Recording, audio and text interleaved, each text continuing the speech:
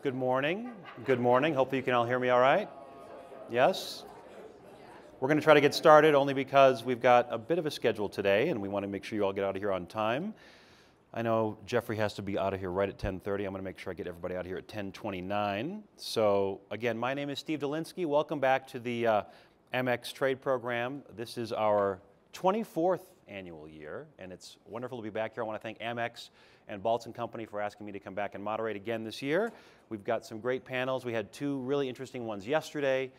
We've got another one this morning, and then we've got two breakout sessions this afternoon, a little different than how we've run things in the past. So we've got they're at 1:30 here, back in this area. We're going to have how to break into broadcast. So if any of you are interested in television, how it works, how to be on TV, if you're even considering doing television, I'd highly recommend coming back for that 1:30 back in this room.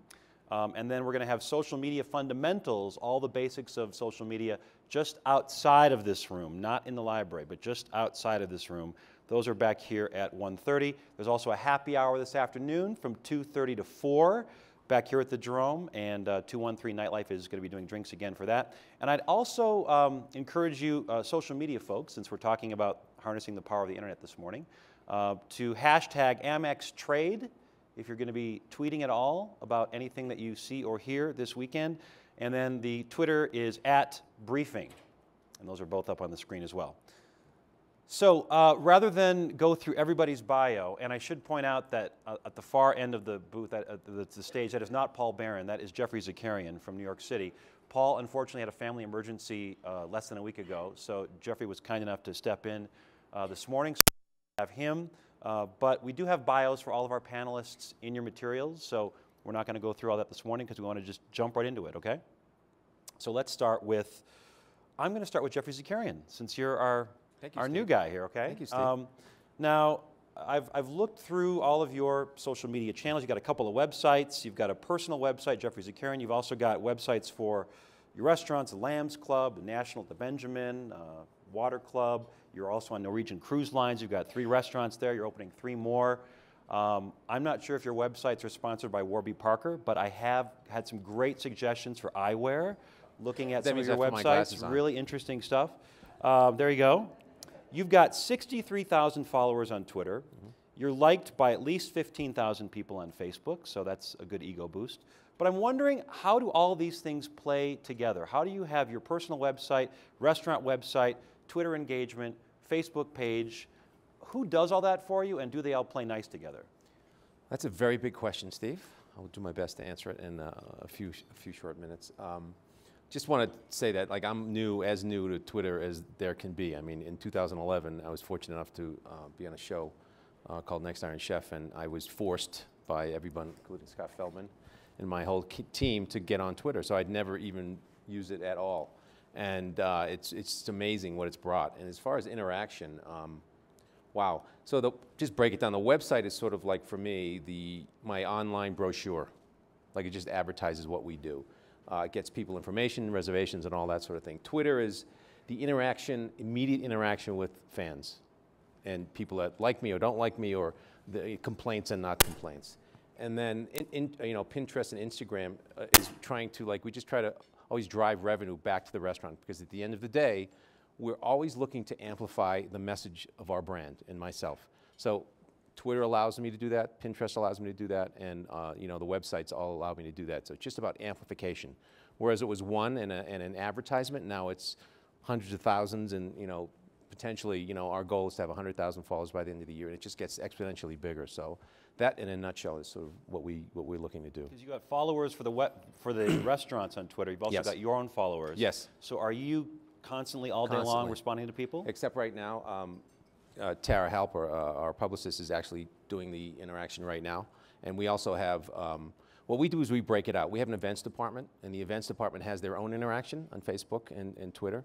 The front of the house and the wine sommelier has their own interaction with fans. And then the food, my chef and myself and my chef tweet about food all the time.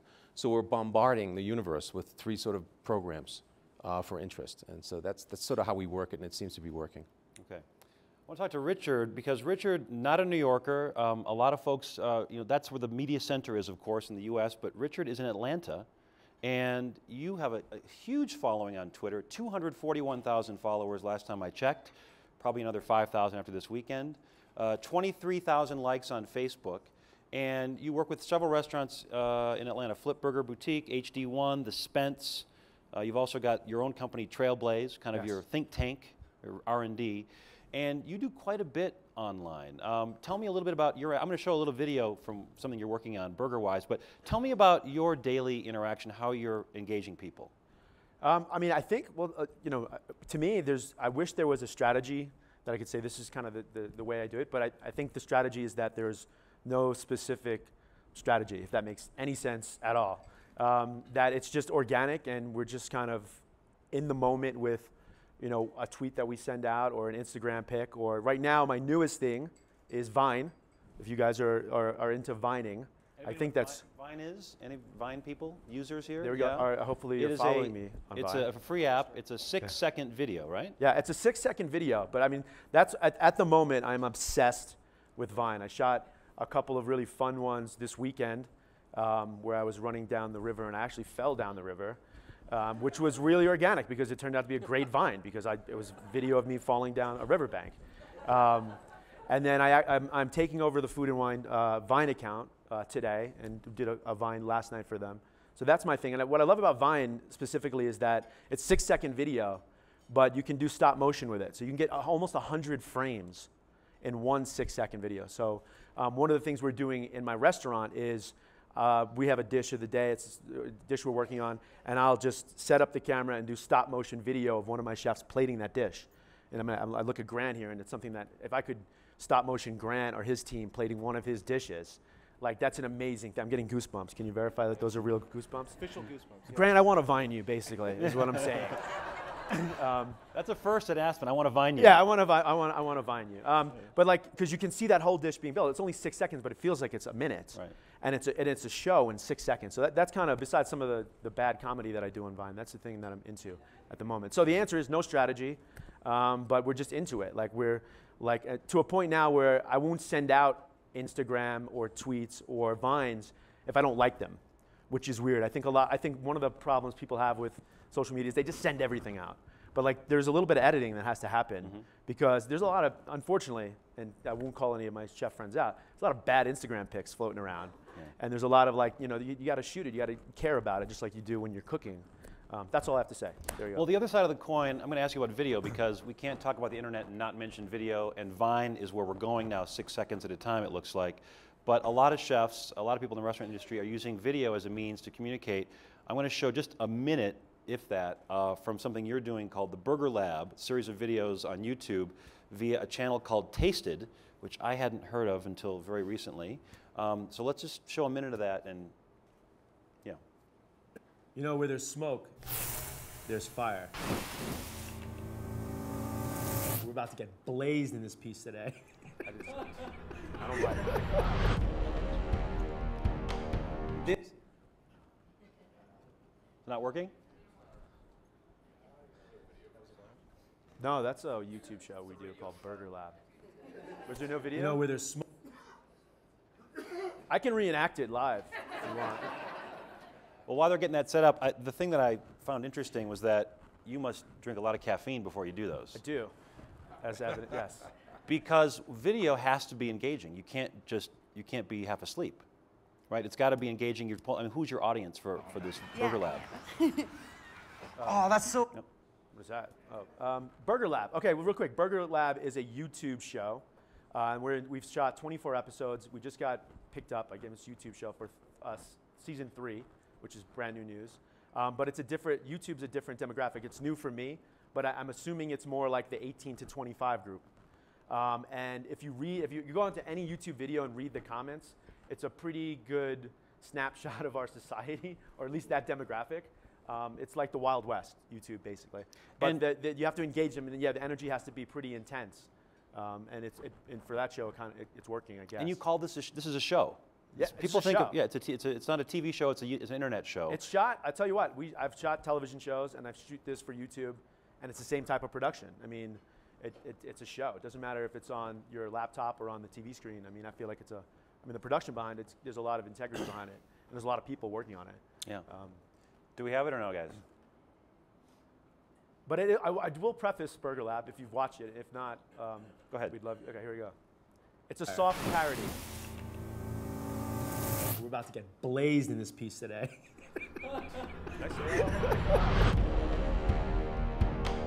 This is my ode to barbecue. Everyone loves barbecue. It's got smoky, sweet, salty, spicy flavors. It's everything you want in a bite.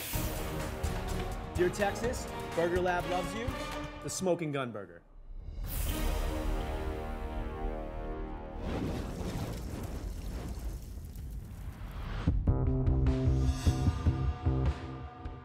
We're totally inspired by Texas today. We're gonna use brisket for the grind.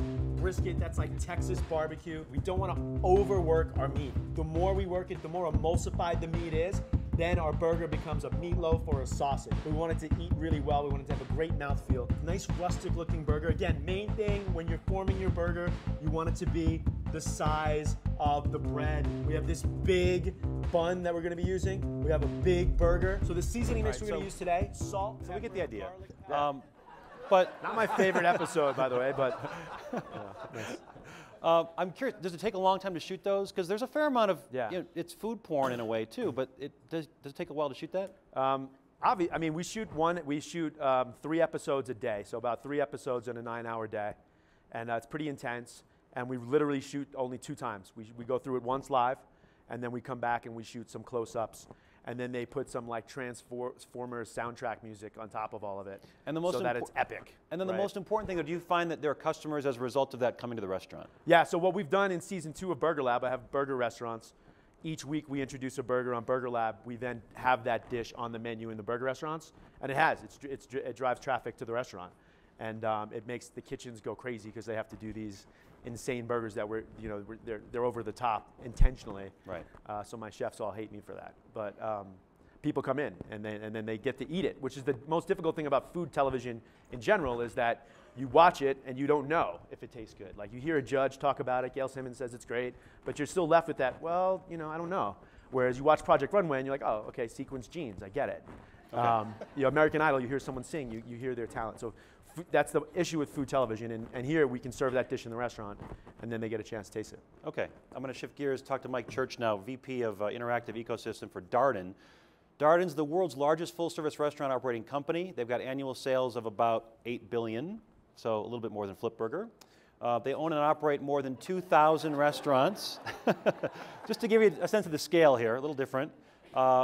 They've got 185,000 employees, so this is a large company. Wow. You're going through a huge reinvestment right now, redoing your POS, social media integration, tens of millions of dollars we're talking here, so obviously different scale here. But tell me about doing all of this and what your goal is here with your engagement with your customer. You make it sound so overbearing, like where the Death Star music starts to play as we're like talking about... You're feeding people. You're feeding people. So I think the biggest challenge we have is how do we bring our restaurants to life locally, like similar to what the other panelists are doing. You guys have very strong personal brands, you have very strong restaurants, and I think we have to be able to leverage our brands in all these different channels and bring them to life in a really relevant way. You talk about Olive Garden, you talk about Red Lobster, how do they behave online versus a Capitol Grill or a Seasons 52? It's a pretty big challenge. You can't just hug them all together and have them operate the same way, or it just won't work. So the first thing we did was we realized we've got to fix our infrastructure. Our websites, our mobile sites, they have to be ready to basically engage our guests in the modern era, integrate social media, have content from the field, at the same time be able to offer personalized content, a lot of technical stuff that I'm going to try and not hit you with, but just be relevant. So instead of going to a giant Uber corporate site, you're actually going to have a personalized, fun experience with good content, stuff that matters to you and your zip code or your neighborhood. So you mentioned 2,000 restaurants. We have restaurants that overlap zip codes. I've got an Olive Garden across the street from another restaurant. How do you make those relevant to people that live in that neighborhood? And that's where we see a lot of these channels doing that for us. So I think the first thing, the opposite, we have to come up with a lot of strategy, because if we don't, it turns into the Wild West and you have brands and locations actually shooting it out, fighting for the same guest, trying to get that visit or that occasion. we have to make sure that these teams and these brands play well together so that we don't stab ourselves in the back, but we actually can collaborate and actually engage our guests.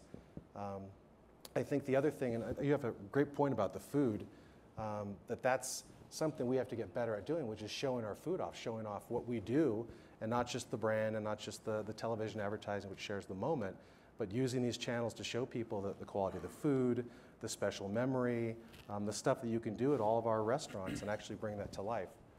I think you mentioned the POS and a lot of the technical stuff. These restaurants were built many years ago with systems that are old, and what we've asked the teams to build are, I want the ability to have someone check into a restaurant, not have to go to we're all conditioned to do this. We had a meeting with Facebook not too long ago, and we're talking about we're the one category where every person's conditioned to check in. So when you go into a restaurant, whether it's an Olive Garden or it's the finest French restaurant in New York City, we all check in. So that's a behavior that's already there. How do we make technology make that easier for you guys? To check in from the parking lot, to check in from the lobby, to do it so it feels natural, it feels more personal, and you don't have to be uncomfortable, mob your way to the front. And once you do that, how can the POS system, how can the other technology in the restaurant now make you have a better experience? Can it get you earlier access if you're in a loyalty program? Can it alert the manager that, hey, the church family's at table 4, he always drinks this wine, there's an allergy, make sure you don't screw that up. So those are the type of opportunities we look to enhance, not just the digital ones, not just the content. We feel that's very important on the before the restaurant experience, but I think the bigger win is how do we bring that to life in the restaurant so that it feels more personal, it feels more relevant, and people feel more connected to your point, to a restaurant or a company that's quite large, but at the end of the day, you're eating a meal in your neighborhood with your family. And whether you're large or small, one of the big issues we're having or seeing on the internet now is how to respond to customers.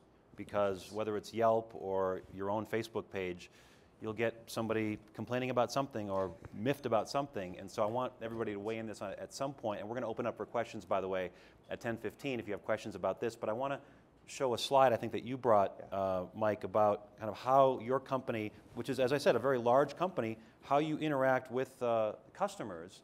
This is from the Facebook page. I'm going to try to read something here if I can. Tell me a little bit about, you said Director of Operations will call someone, but the actual Facebook, this is, let's see here. So this is the first one, right? This is Olive Garden. So this is a really good example of what an experience looked like for us, and you guys have experienced and seen this, where someone has a complaint or a suggestion or something on Facebook, and then you see the response, which is basically rubber stamp, hey, sorry you had a bad experience.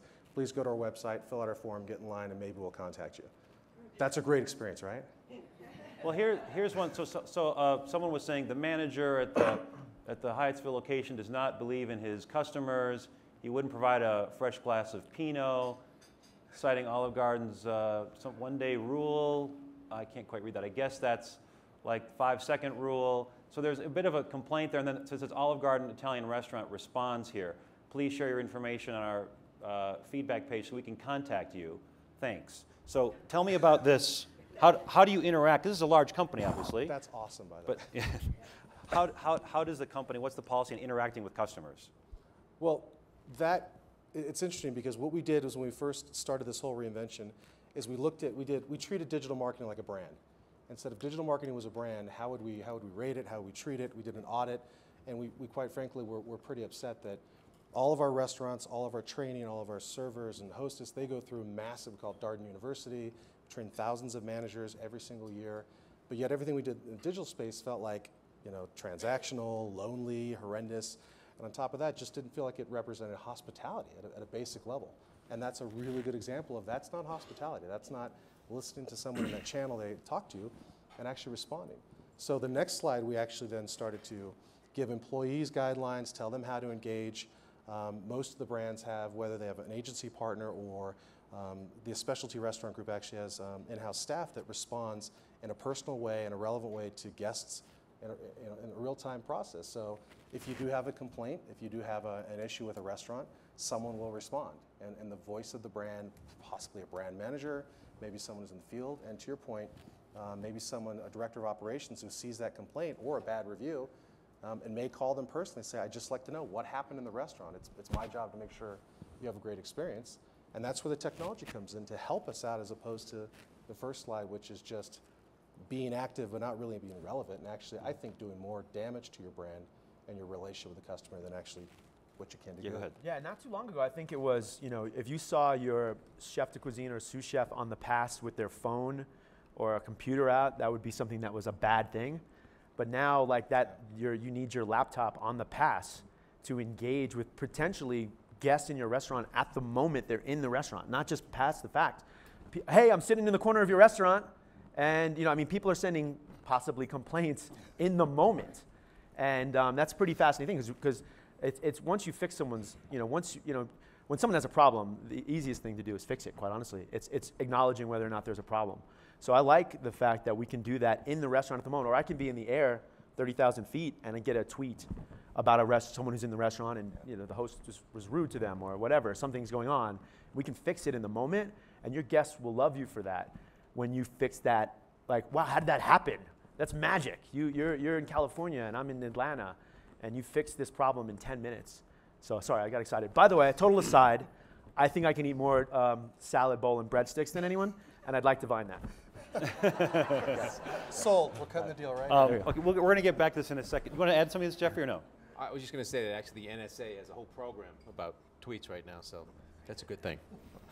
They're watching. They're watching. They always have. Okay, I want to bring Grant into the conversation now. Grant Achatz, chef and owner of Alinea and Next and the Aviary in Chicago, and of course the Office. Alinea and Next are your two big babies. And I want to talk about, by the way, Grant, just since we're talking about social media here, he's got 72,000 followers on Twitter. And Next Restaurant's Facebook page has 53,000 likes, I guess, or fans, which is significant. So, and there's no website, which I'm going to ask you about in just a second. But a few weeks ago, a writer from New York City, Josh Ozersky, had a little blog post in The Observer. Did anybody see that by any chance? Two people? Okay. It was pretty interesting. It talked about essentially the cronut was the kind of the lead, and why has the cronut become all of a sudden this big deal?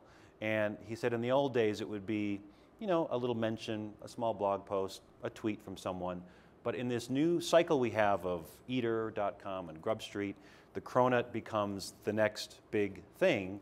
And sure enough, what did I see last week getting ready for work in the morning? Good Morning America, doing a story about the cronut. So, by the way, it's a croissant and a donut.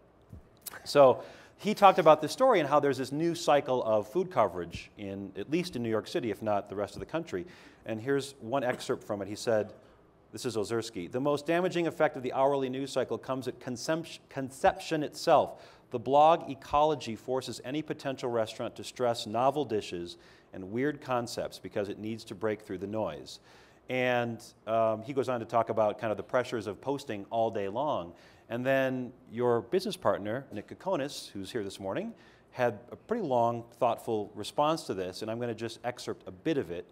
But essentially, he says, it's up to restaurants to create interesting and relevant content in the age of the internet in order to remain relevant. Traditional PR is worthless. A press release is a joke. But good food and good content, photos, videos, recipes, interesting profiles of staffers, never gets old regardless of the format. And then he goes on, and this is kind of what I want to ask you about.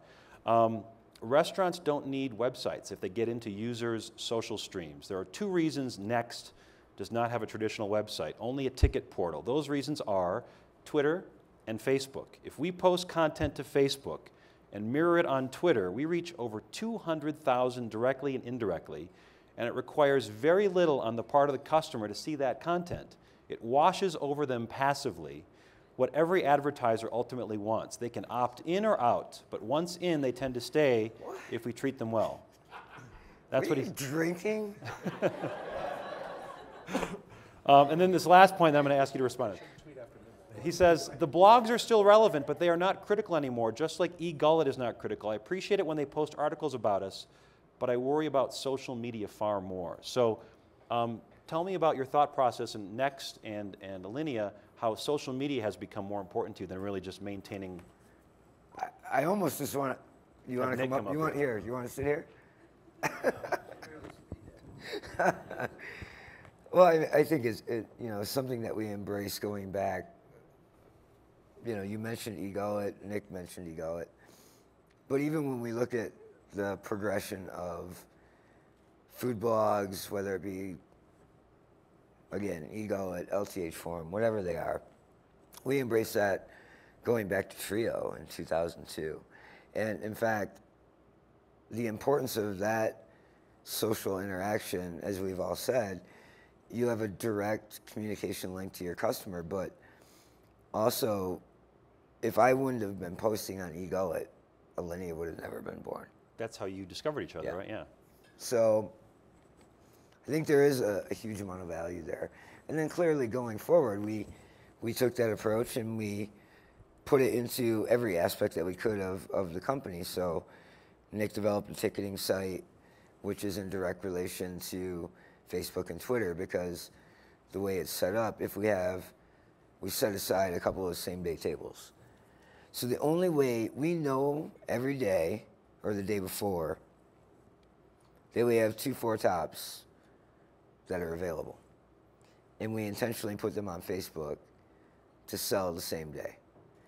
And without that social media outlet, you know, it makes the whole system become fair.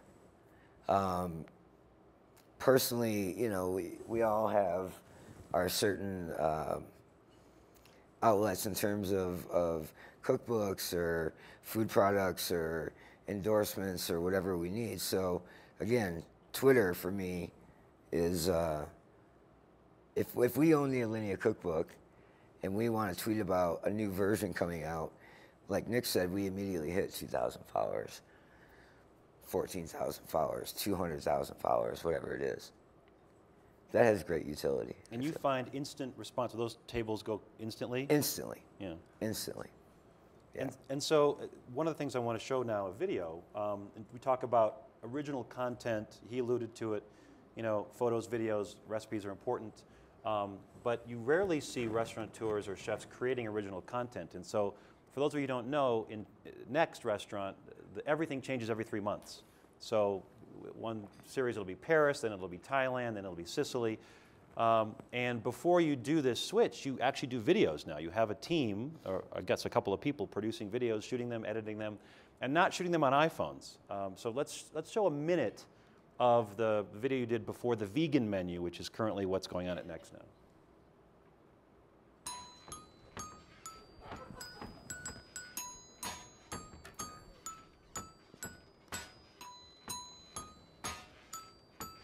That's when it hit me, it shattered my collarbone. I was in love with your world and the way you shoved it down my throat. I was bleeding just a little from the cut near my eyebrow. I wanted to tell you that I love you, but I just couldn't figure out how. That's when it hit me. That's when it hit me right now. My mouth fell open at the sight of a fire and beauty. I was drooling sweet liquid on the carpet when you cut right through. So essentially getting your buddies in Chicago and other restaurants to play along with this. How many people does it take to do this? How long does it take to do these kinds of videos? Start to finish, I think vegan took, 3 weeks from the filming and the organizing of all the other restaurants, the editing, the uploading. And why do this? Why do we do it? Because there's now a video for every iteration, correct? Yeah. Yeah. I mean, there was an article recently, I don't know if it was in, I can't remember, maybe it was in Eater, that talked about the Hollywoodization of restaurants putting essentially commercials on the web. And when you think about it, it's new maybe for the restaurant industry, but it's not. It's no different than a TV commercial for a restaurant or a TV show or whatever it is. With today's popularity of the web and people searching for, like you said earlier, food porn, I think it it's a way for us to directly control the PR. And I think, you know, like Nick said in his very long quote, it gives you the opportunity to control the way you're perceived in the media. Okay. Whereas if you hire a publicist, maybe they do or don't know your brand or what your brand goals are. But this way, if we produce everything in-house, we have one guy that films and edits, we can say yes, no. It's, again, it's self-editing. Okay. Yeah. All right. Also, it's fun, right? Plus, it's fun. And it's fun. I think that's. That one in particular was... Because you probably don't need any help getting people into your restaurants, to be honest, right? I mean, so it's like not a promo. I'm curious. Yeah. Because it's something you do because you like doing it and it's fun. I agree. It is fun, but I do think it continues the energy for the restaurants. No. I Go ahead. think you're asking some very traditional questions around like PR and copy and articles and websites. And I was just going to rip out my phone. It's like that stuff doesn't really read well on a cell phone. So what we're talking about is the images, the video, the pictures, even a tweet at 140 characters. That stuff. This is the most craveable industry online. You know, whether between this and I think in probably Hollywood blockbuster trailers, like you see the visual pictures, you see a chef making this food, it sells itself. Like the Sicily one, for example, it was hard to not be hungry at the end of that, or to not feel like a certain sense of romance at the end of it. So like, it works. It gets people hungry. It gets people excited. And of course, phones are much. I mean, like the iPhone 5 now. Not that I don't own one. I'm not making a push for it, but they're shooting in 1080p now, true high def, in the size of this. So you can shoot pretty high quality video as long as you have decent lighting, etc. I want to ask about websites because Geoffrey said basically your website is kind of it's a postcard. It's who you are. It's a signpost. There's not a lot of interactivity there. Last year we had a panelist from Google talking about how if you haven't built your website by now, forget it. Just go to the apps. Build an app, because and of course I have a website. And I'm like, how am I going to monetize my website? And a lot of restaurateurs are thinking, how do I monetize the website? But apps are really kind of where things are going, isn't it? Is it not, or is that just you have to be really techie to do that? Do you feel like websites are still an important must-have? Well, for us, I think, it's the yellow pages. I mean, I don't think I've opened a yellow page in 10 years. I mean, we get those thick books, by the way. They waste a lot of paper on those things. I just can't imagine, like this thick. But to me, if you don't have one, no one is finding you, first of all. And I understand maybe not having one for a few people for specific reasons. But I think everybody expects you to have one. They're just not finding you. And I know I'm looking for it all the time. If I don't want to know someone, I just Google their name, get their website, and I get all the information I need to make a decision right away. And how developed it is, how smart it is, how thoughtful it is. A lot of people just throw up a website for the hell of it. And you got to invest some time and money on it. And just, we'll always say, Scott and Tara and I, when we go to someone's website, we're like, wow, this is a really thoughtful website. They put a lot of effort behind it. And they took care of their staff in it. They took care of their branding strategy. They took care of how people can use it quite easily. And it's not just a link to your restaurant for reservations. It's way more than that. It really sends a huge outline, a global outline of who you are before they even come into your restaurant. I think it's very, very strategic. If it has flash video, though, you're not going to be able to see it on some iPhones, right? So do people think, oh, I've got to make sure you can see it on a phone? Yeah, I mean, we don't use flash. We understand that problem. It is a problem, but I think that problem will be solved shortly. But it's the new yellow pages for us. I mean, we just can't imagine being without it. Yeah, anyone else? No? Okay. I would agree. Apps, mobile web, you should probably start with that device, especially for this industry where, we work with Google pretty closely. Before Darden, that's where I spent a good almost 4 years. You have a 2-hour window where I think 70% of the restaurant decisions are made, both for lunch and dinner, and it's just pretty much basic logic. What are people doing 2 hours before 5 and 2 hours before noon? They're probably not at a desktop. They're probably at a phone. They're probably running errands or in the office doing other stuff.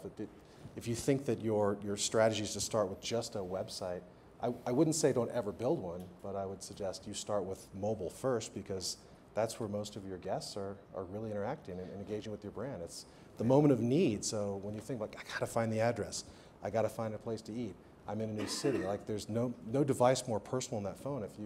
If you can start to think through that lens first, it makes all the other tablets and websites and who knows, Apple TV when that comes out, it just makes it easier to figure out how to make it work for you. What are the must-haves social media-wise? Because not everybody is on Vine. I mean, only a handful raised their hand with what it was. A lot of people know Facebook and Twitter, obviously, but what are the must-haves for the restaurateur out here that has just 1 or 2 restaurants that they need to have to sort of be semi-successful right now in the social media space? What do they need to have? I mean, for me, it's still Twitter. I think Twitter is still where most of, my followers are on Twitter, and that's the easiest way to engage them, I think. And you're using it primarily to post pictures, to post menus, videos. What are you using Twitter for? Everything. I mean, a lot of it's just lifestyle. I think it has to be, for me, it has to be a balance of, random stuff. It can't be promotional all the time, because people are smart too. Like, they get it. They that you have restaurants and you want them to come into your restaurants. They're smart.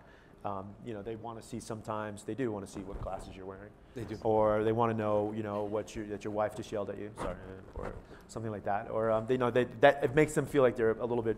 They're inside. They're behind the scenes. So it's got to be a balance. To that point, that's a great point, Grant made it also. We use Twitter a lot. I mean, Twitter and Facebook. I think Twitter has such a remarkable immediacy for my staff, my key staff. So the executive chef, the pastry chef, the sommelier, the GMs of all the restaurants. They know our brand strategy and they know our brand. We're all speaking a very similar language, but they have something more to add to the picture. It's a recipe. They flavor it up themselves. So they have, in our organization, they have the ability to just tweet something if they see it and keep it within the flavor of the restaurant, but add their own thoughts and their own processes and what they think and all that. And it's really refreshing, because even I learn from my staff about like how they look at food and where they are. They might be out in their day off in another restaurant and they're posting pictures of where they are and saying it's dynamite, it really is something different. And people love that, because they're seeing the organization, not just me as my face, talk about food in a very different way. And I think it's really great for the staff. It gives them this feeling like, wow, I'm part of this team. And it's very unifying. We've really had a great success with that. Yeah, I would say in parallel with that, it seems strange, but social media is also a way to inform your team. You know, because you have, we're small. We only have 170 employees, right? But throughout the day, how often can you interact with 170 people? So if you blast out a tweet about anything, like you're saying, you could be traveling, it could be an award that you just won for the restaurant. That is like direct communication, which I think is interesting. Assuming all the employees follow you. They better. They better, damn right. Mandatory. The downside, I just want to add, the downside is you really got to keep you can't BS people on digital media. Some people have a different message on digital, Yes. and then they say something at the restaurant. It's got to be the same message. You got to really amplify who you are and who your brand is. You can't fracture it into another couple of brands. And that's really a problem sometimes. You have to make sure you're all talking the same language. Mm. It can be a flavored language, but it also has to make sense at the end of the day. And you can't, people know it. Just as much as they won't respect you if you don't have media, and I think that's a really important point. They'll forget about you. You don't have digital media. But you have to really be on point, and you can't BS your customers. Which goes to my next question. I'm so glad you brought that up, because I'm always curious. I see sometimes restaurateurs or chefs have someone else tweet for them, post for them, because they've hired this PR firm and they're spending money and they're doing all the social media for them, because people are busy. Yeah, well, that Chef should doesn't wanna be take in addition to, not in lieu of, and that's what you were saying as well. I mean, it's great your chef has a computer next to him. That's great. So if you're not there and you have instant accessibility and you instantly can fix the problem. If you can fix that problem, people hate it when they're left to stew. That's the worst thing. When you're waiting for room service to come up because they said 10 minutes instead of an hour later, when you're stewing, you just fire off more tweets. And if you can fix it right away, people are like, wow, it's like magic. So you don't recommend having someone else do on your behalf social media? No, well, I said before, you do it yourself, you lead the team. But you have to have some freedom, because maybe your part of your other team is doing something just as interesting and exciting to what you're trying to say in life and what you're trying to say with your brand and what you're trying to say with food and your messages. So I think it's important to have a team strategy, but you have to lead it. But how does it work at Darden? Because it's a little bit different animal. It's a lot big different. I think you guys nailed it. I think our biggest challenge is a channel like Twitter, where you've got the master brand with 900 locations. How can you be local? How can you bring each location to life and actually fix a problem instead of it going through a PR agency to a guest relations unit, over the brand, a little bit of crisis control, back through, and next thing you know, it's 3 days later, and you know they still didn't get their breadsticks, or the meal still wasn't great, or something bad happened. If we can't live up to that promise to fix things like you guys have said, then we should either figure out a different way we're using Twitter, or we should fix it internally. And I think that our fine dining group, or the specialty restaurant group, they have resources in-house. They have brand team members that respond directly to guests. They have people in the field that respond directly because they know how important one guest experience is, and to fix it, because it's not just the one post or the one bad experience, but they have their influencers. They talk to their friends talk to their friends, and you start to go through someone's social graph, and one person can touch 50, and they can touch another 50, and that catches up to you, right? It's not good mojo. So our big challenge is, again, you mentioned 2,000 restaurants. You know, we've got at least 1,500 to 1,700 restaurants that have to start and think, how do we, whether it's our general manager each location, our employees, how do we bring that to life so it's real, and it's local, and it's actually going to fix situations and be relevant to the guest. And how relevant, you mentioned local, how relevant is geographic location or geographic pinpointing? You know, Foursquare does some of this that tells people where I am right now, which I always think is too big brother. But in our conversations, Mike, beforehand, you said that geographic location is critically important, knowing where people are. I would say it's between mobile, and actually if I just boiled it down to pictures and being able to sharing photos, talking about your food and your personal brand through photos, those are the first two. I think geolocal is exploding right now, and what that means is you think of Google Maps, you think of all the technologies, Foursquare, that use the geospatial data, but basically it's bringing the offline world online. So when people check in, your phone is basically a traveling IP address. So the system knows where you're walking, you're in motion, I'm on this side of the room or that side of the room. If you don't understand that, and you have 1 or 2 locations, you should really start to find out how my brand, how my restaurant's being represented, because what can happen if you don't get the location correct, you say, it's a couple doors down, or maybe it's a block off. Then as time goes on, all those reviews, all those directions, all that data that stacks up on that location is now attached to a wrong location. And when people try to find your place or respond to a post, it's now attached to the wrong location. And it's sometimes impossible to fix, sometimes expensive. But those are the easy things you can be aware of and go in and fix. It took us probably a year just to get our new Darden headquarters on the map. It's on a private road. Google Maps couldn't do it, but we realized, all the systems that have to work off that one location, that's worth the manual effort. Work with Google, get it fixed on the maps. Now let's make sure that all of our locations, from new restaurants to current restaurants, the address is correct, directions are correct, because that's the stuff that goes on autopilot. Like, you don't have to respond to that. That's when a user or a guest is going to a map site or a search engine, and they're never contacting your restaurant, they're never going to your help me form. It literally is like, I didn't find the location, or I didn't get the right review, I'm moving on to another selection. So that's what I mean by the geolocation stuff. That's, especially when you have one location, you should nurture that like it's your restaurant. That's your online persona. How do you go ahead. That makes sense? You want to say something? Well, I think Richard, frequently tweets on the plane to San Diego, on the plane, you know what I mean? So in your case, why are you is that just telling your fan base what you're doing, more of that personal thing that you were talking about? It is, and it's twofold a little bit, because the challenge for me is traveling so much and having multiple restaurants. One, letting the guests live through you. You're in London, and I'm living your experience. You're getting awards in London, and I'm like, wow, that's cool. That's my experience with your social media. And so some of my fans are probably like that. Oh, cool. And assholes on another plane to San Diego, or whatever it is. That's part of it, but also part of it's letting Southern California know that I'm going to be there, and then the next 2 tweets are I'm going to do a book signing here, kind of always ahead of it. So, most people, I tweeted this morning, hey, in 5 minutes we're out to do this panel. It's a little late. So you got to kind of preface what it is that you're trying to drive, a book signing or a guest chef dinner, which I'm doing at Frasco Monday night in Boulder, since I have you in front of me. You're here. So it's twofold, letting people know. The challenge is, though, now I'm heading to California, and I have people coming into my restaurant in Atlanta. Maybe they were looking for me there personally or not. So it is a challenge. And how do you know where to reveal location? How do you know how often to do this? Because my friend Andrew Zimmern loves to tweet, you know, and sometimes, and I'll just sort of dip my toe into the river of Twitter every now and then in my home feed, but there's usually 7 or 8 tweets from Mr. Zimmern.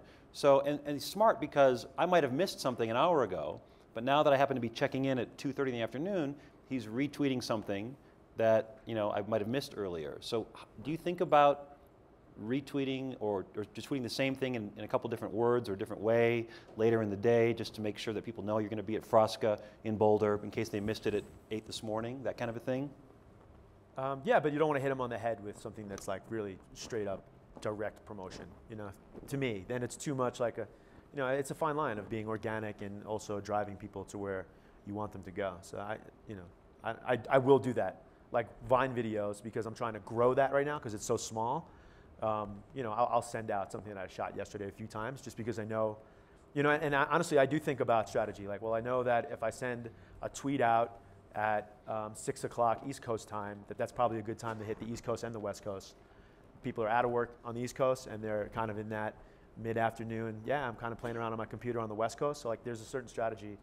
That's another conversation, I guess. But yeah. You know, so I'm thinking about when we send things, when we resend things. Well, this or is even in Europe, like in the middle of the night, sometimes I will arrange some things to just fire for me that are based for selling cookbooks in the UK because I know they're awake and we're sleeping, but you can, you know, I think that's okay. It's my content.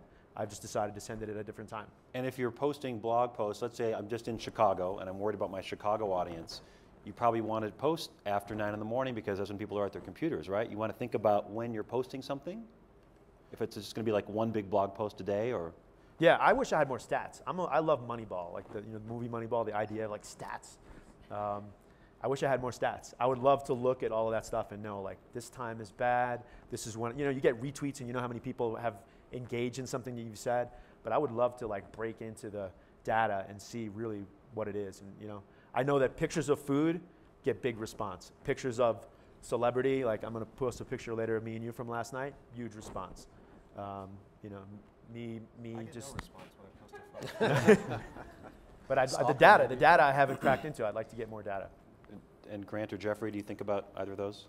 I just want to say, like, food, definitely. I mean, but what gets response from me is, and we have to talk about negative tweeting also, because that's a big deal. Because there's a lot of, like, yeah, I call them disgruntled employees of life, who just are like nasty and ex-girlfriends. Yeah, and there's 2 ways of doing it, and ex-girlfriends, and there's 2 ways of doing it, and it's you either ignore them, which I choose to do, or some people go right at it. I know, like Michael Simon's a good friend of mine. He like retweets them if they're really nasty, just to show what a jerk you are. He has it's actually very good. He has, I think, 600,000 or 700,000 followers, and it's something you have to really think about. But for me, the response I get is number one is for like when I take a picture of a bottle of wine I'm drinking or something I'm eating right at that moment. And then I ask people when I go to another city, I said I'm on the way to Chicago, you know, I'm on the way to, you know, Miami, or on the way to someplace I haven't been to. What's new, what should I be checking out? That's like amazing. I mean, everybody wants to advise me what to eat, and I think it's fantastic because it gets this, you level the playing field with your customer base and whoever they are, and it's a wonderful interaction, and they really come up with like great ideas. Another thing is they have suggestions about how to improve your business. Like, I think a couple of months ago, someone said, you know, you really should change the menu at the poolside at the Water Club in Borgata. And I'm like, sheesh, the guy's right, you know. I haven't changed it in a while. And so I told my chef, I'm like, I linked him the tweet, and he said, I'll get right on it. You're right, we haven't looked at this. And so that's really something it's very valuable. A lot of people have not a lot of good things to say sometimes because they just want to complain, which is another issue. But as Grant said, you got to get right to them immediately before that festers, you know. And then you can grab them as a great customer. But they also have great ways to improve your business and what you should do. People are even way more tech savvy than we are, suggest ways to like get the word out more. So I think that's, for me, the number 1, 2, and 3 things I've learned so far. And do you find, are people, Grant, suggesting like next menus, or are they giving you feedback, and how does that work with you? Well, going back to the timing, we intentionally won't release to the public like our opening videos for next on an off-peak hour. We always try to calculate it very precisely so that we know we're going to get the most views right off the bat. Does that time shift, by the way, or is it always right about the same window? I mean, I feel like there's days of the week that are heavier and times, right? I mean, would you guys agree? Yeah, I think for me, before lunch, 9 to 11, everybody's Yeah. sort of like, what are they going to do on Thursday and Friday? So Thursday and Friday, 9 to 11 is like, well, they're figuring out basically their weekend and or the start of the next week and what they're going to do for plans. So for me, that's what it is. Which is crazy when you think about it. Yeah, well, They should be human working, nature. but they're actually Timing online. a tweet. Timing a It's tweet. You could write a book on that. Yeah. So the timing is something you think about. Yep. And then what about your interaction? I think it gives you a great opportunity, like we've been saying, to interact with people, your client base. But I also think that you need to take into consideration what they're saying and who they are. So like there's an opportunity now with this veil of the internet and social media to make comments because nobody potentially knows who you are. Right. So it's like Yelp and Facebook, and people can post whatever they want behind this curtain, and they're not necessarily held accountable. So I think you just need to be careful on what you listen to. For me, it's one thing. I have a cookbook that came out a couple months ago, and I've found that it's been good, that my Twitter handle has been good tech support for the cookbook. So like if someone who's working through a recipe, something didn't work out, like that's a great way for them, for the cookbook, which is something you get, you do a recipe, it doesn't work out or it works out. Maybe you don't know how to cook, maybe something's wrong with the recipe or whatever it is, like kind of using it as tech support for a book, I think has been kind of interesting for me. Luckily, it hasn't been too many, this hasn't worked out, what do I do wrong? But it's been a 1-800 sort of situation. And I just kind of a quick question based on, you said cookbook.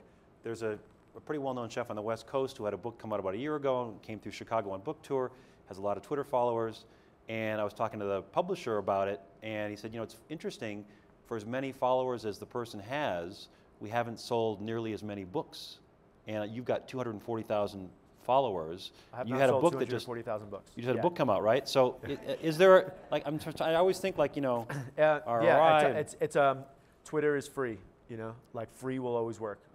Free will always dominate. So, if you're asking someone to pay money for something that you're not gonna, your followers, it's easy. They click a button, they follow you, and it takes no effort. And then it's really just keeping them at that point. Keeping Cultivating. them. Which, like, have you Andrew Zimmern, you bring up, like, there is. I'm not saying that Andrew Zimmern does this, but like you can tweet too much. You can block people's feed. Not that Andrew Zimmern does this. I'm not calling him out at all. But if you send 10 pictures on Instagram, then your whole feed is just taken over by pictures of pig eyeballs. And this is not Andrew Zimmern I'm talking about. Right. Right, but you can go overboard sometimes. I think so. Throwing I out mean, some- yeah. too I much, mean, you can't. Every action. I'm tying my shoes. I'm going to work. I mean, it's too much. That's not engaging. Yes. No. Earlier.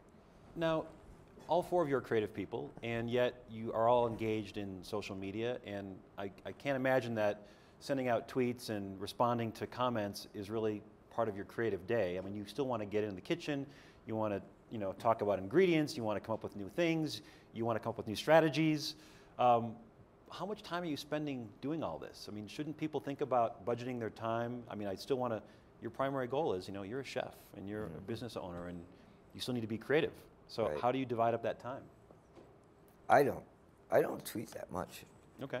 And that's another thing, like frequency. I don't know what my average is, but if I do one every couple of days, that's. What's your clout score? Sub- Sorry, total social media. No, I'm interesting because I don't Grant even doesn't know. tweet a lot, but it's kind of like voice of God sort of thing. Like when he does, like I'm saying, the people that probably react to his messages is probably high percentage, which I guess is part of like a clout score, which Yeah, is a what is that combination of. exactly? It's a combination of all your social media that actually they rate you a percentage on how engaged your fan base is with you. So your clout score is probably ridiculously high. And does that get affected by how much the person is tweeting or how many followers they have? No, it's how many people respond to the Respond, message. yeah. Repost. So like again, you repost. don't have to. It's not about the amount of messages. It's about the people that respond to it. It's also the quantity. It's the quality of the message. I'm sure your content is like dead on and interesting. If you just keep tweeting, it's just like verbal diarrhea. No one's going to respond to it, and you'll see that a lot. Just constant retweeting for no purpose on everything. That works in your disadvantage. But I think that if there's a great content, and you have to think about content. Remember, it's a way to amplify your brand. So if your brand is just spewing out stuff, it's not going to work. You have to think about what content, how you want to focus your strategy, what you answer, what you don't answer is almost as important as what you do answer, because everybody sees what you don't answer. Yes. Now, Richard might disagree because I know, for example, that you have neon headphones based on a tweet a couple days ago. So do you think, like, I should really post, I've got new neon headphones, I want to show people what I'm wearing on my head? He should really do that. Yeah? Well, that's part of your brand. I mean, That's part of you your have an brand. eccentric side, which is, I'm saying this in a positive way, that makes complete sense. And it marries to his video, it marries to what he's trying to do, it marries to his lab that he's doing, it marries to Vine. I mean, it makes sense for him. So you have to, it's a strategy for his brand, and I think it's great. Yeah, I mean, there are some people, I guess, that want to know what headphone. I don't. Yeah, there must be. Yeah. I mean, did you get interaction with that?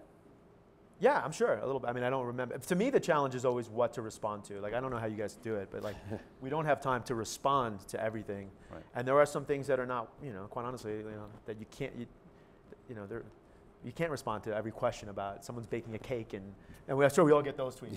I'm baking a cake. What do I do? And it's like I don't know. I'm not there. There's really only so much I can do. Right. So I don't know. That's the challenge on what to respond to. But when you do respond, I think what we probably don't understand is the way that makes someone feel. Like you're special. Like Grant Achatz responded to me. Like that happened to me with Zooey Deschanel, who blurbed my cookbook. Who she's a star, and she's cute. And she said something to me once, just interacted with me on Twitter, and I was blown away. And it led to her blurbing the cookbook, et cetera, et cetera. So people, that was the coolest thing that happened to me that day, that week. Yeah, For sure. I've had those moments. Those Yes. are pretty exciting. Okay. Why don't we open up for questions? We've got about 15 minutes for questions. The first one from the gentleman down here in the front row. I just wanted to say that, ironically, Andrew Zimmern has the highest chef clout score.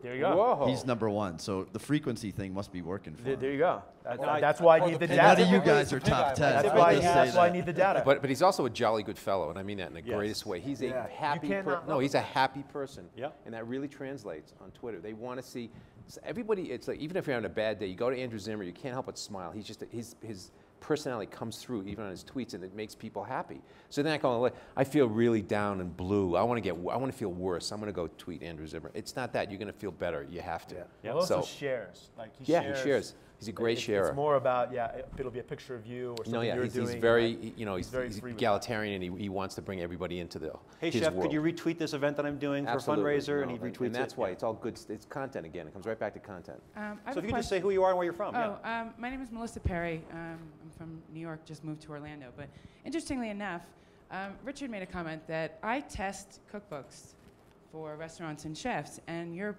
point about that people can get directly to you and you talk about a cookbook, I know many chefs don't make the decision not to test the cookbooks before they go out. Woof. Yes, many. So is this something that you now are seeing that chefs are taking it much more seriously? Because there's a way to get, you're making a recipe, it's incredibly frustrating. Yeah, I mean, to me. So it's kind of nerve-wracking, I'm sure, now for you all to make sure every recipe works in a book. Well, because a couple of years ago, it was a recipe I did for Food and Wine, actually. It was a veggie burger. And I started getting emails from people in the middle of the country. They were like, I made your veggie burger for dinner and It didn't work. something didn't happen. It's like something, and it bothered me because we put it out, it's a recipe, you want it to be good. And it works because you do it. But that really bothered me. So it made me think that, not everyone cooks from every cookbook, let's be honest. Yes. But I think people cook from cookbooks, they cook from magazines. Right. And you want it to work. It was just interesting. I'm glad to hear you say that because you'd be surprised how many choose not to have their cookbooks tested, and it's scary. I can't imagine. I mean, first of all, for me, the most important review is the New York Times review of books.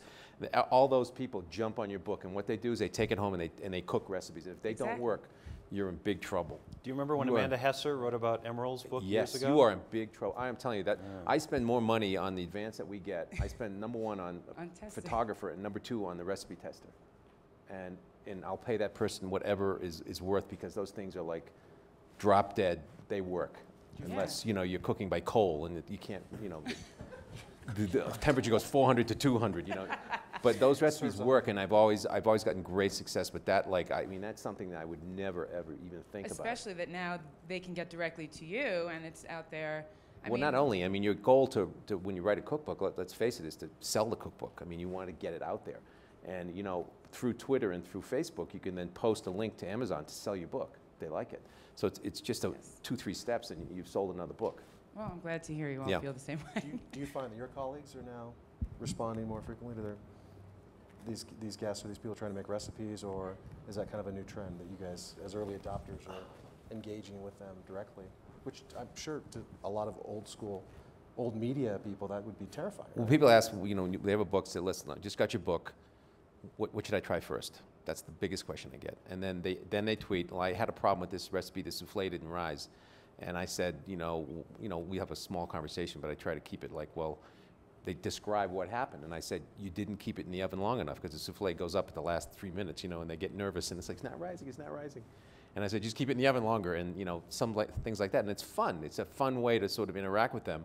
But they bought the book because they're talking about a recipe, and they're reading the recipe, actually. So like that's when you really can engage them.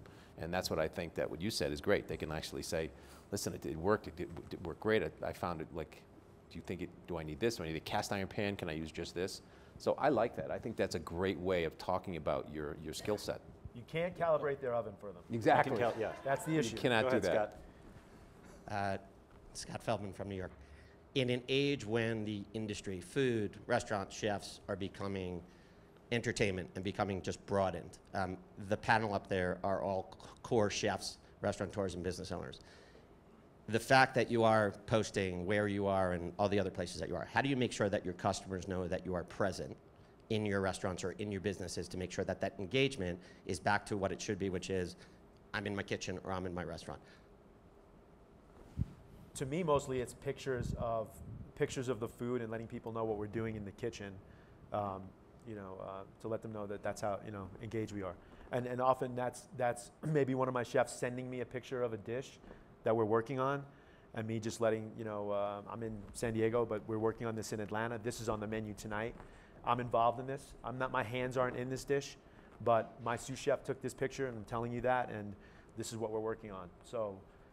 You have to, for me, you have to spread it around so that everyone knows, your hands are in all of your businesses. Well, I think it's meeting disappointment and meeting the expectations of the client that's dining. So if they're dining, they're expecting you to be in the kitchen. And if they don't know that you're not in the kitchen, they should know that you're not in the kitchen, but if they should know where you are, what you're doing. And it's a way of telling me, I'm not there tonight, but I'm doing this speech, or I'm working on a new restaurant, and here's some of the new stuff coming, or my chef is texting some new photos. At least they know they're engaged in the process of making the experience better for you as a customer. They're not, they're not in Gestad skiing, which is nothing wrong with. But the customer wants you to be in the restaurant all the time. It's physically not possible just because of what we do. But it's also very possible to tell them why you're not. And I think that's the most important. They will listen to you, and they will encourage you to do things new and go explore new places and go eat, because they want to have that experience carried back to them in form of new dishes. So you have to explain that to them. You can't just say, like, I'm away. And I think that's what you were saying. Also, I just don't think people expect to see chefs in the restaurant every night just by virtue of the fact that they travel now and they're on television, and Mario and Emerald and English. I mean, they have multiple platforms, so you can't expect them to be in that restaurant each night. I think I don't think you expect to see the celebrity chef in the restaurant, and when you see them, it's like jackpot. Like, unless they have special. Unless they have just two restaurants. Exactly. Yeah, go ahead. Right here.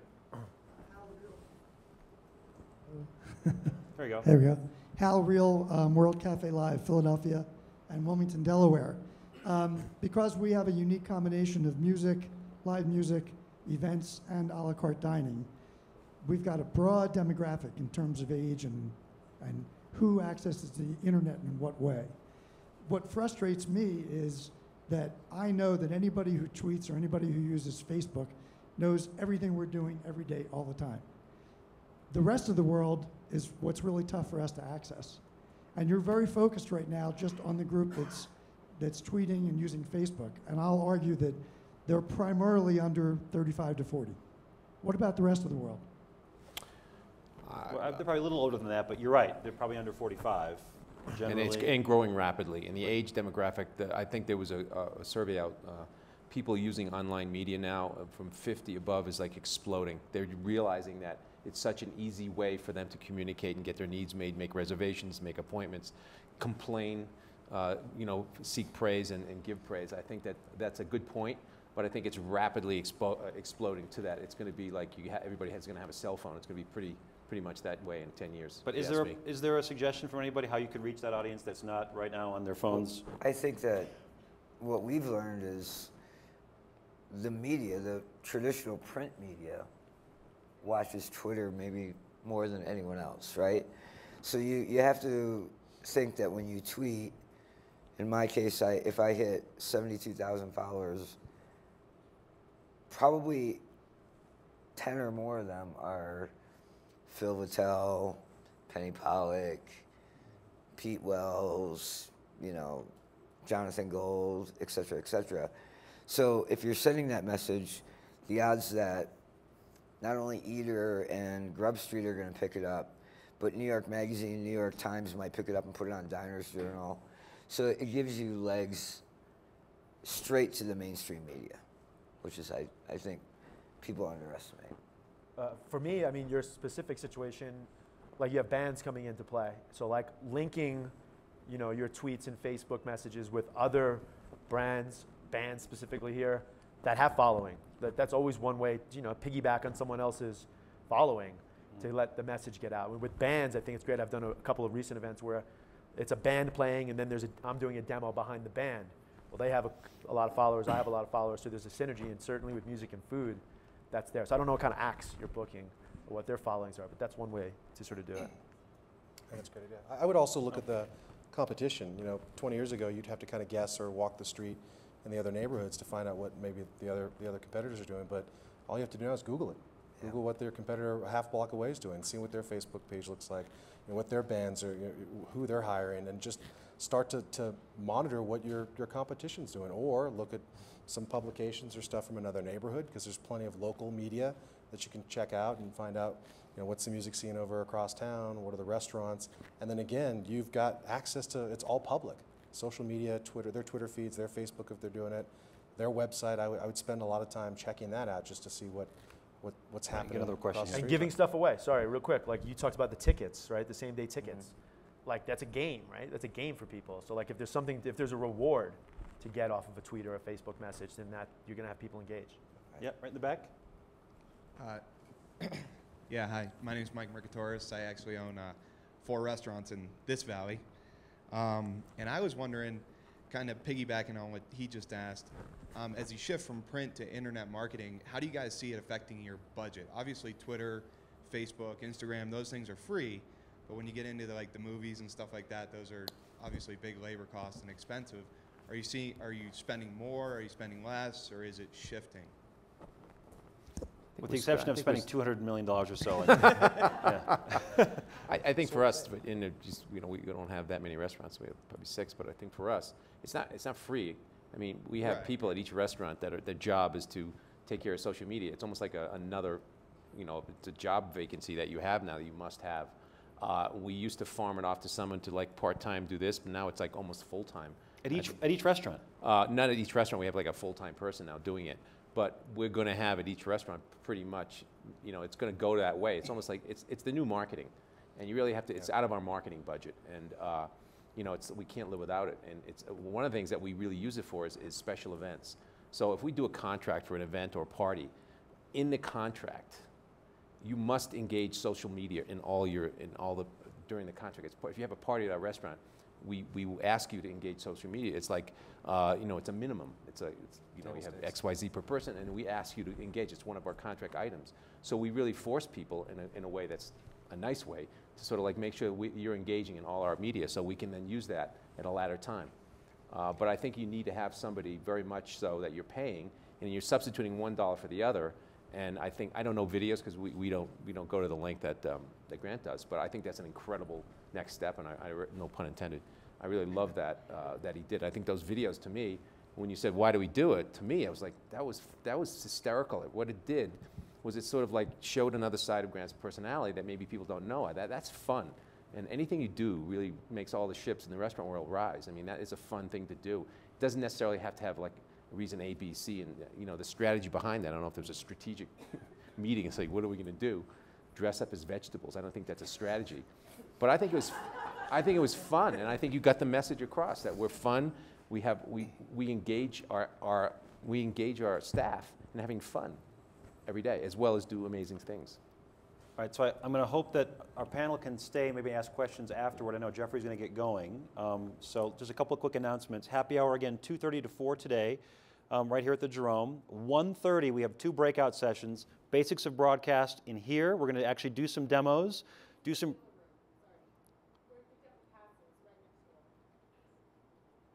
The basics of broadcast is next door. Okay. And that's at 1:30. And we're actually going to do some on-camera practicing, which will be great experience and great education. And then there's the basics of social media, which are going to be right outside here, okay? There are comment cards in front of you. Please fill them out. Say great things about the moderator. And turn them in at the end, and then you're going to be up for a $50 Amex gift card we're going to draw at the end. Other than that, I think, any more announcements, Sarah?